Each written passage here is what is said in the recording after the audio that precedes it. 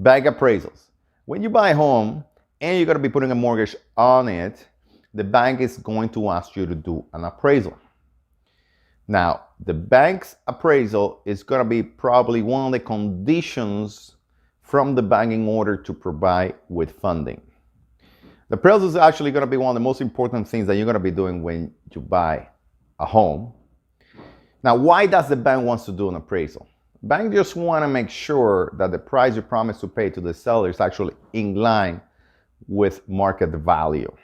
So let's say you promise the seller that you're going to pay $600,000 for the property.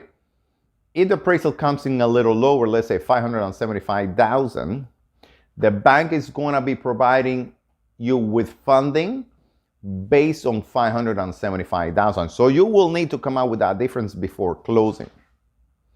Now, how do the appraisals work? Appraisals, they arrive to the market value of the property in two ways. They do it in a cost approach and in a comparison approach. Now, in the cost approach, they actually see what the value of the land is plus the cost of rebuilding that property in today's prices.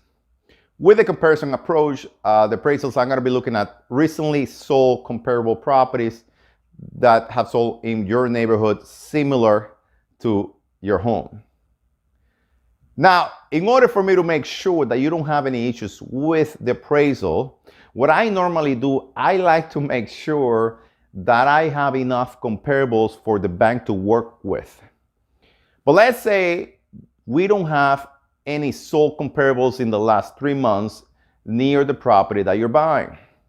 In that case, what I normally do is I like to order the appraisal during the conditional period on your financing condition.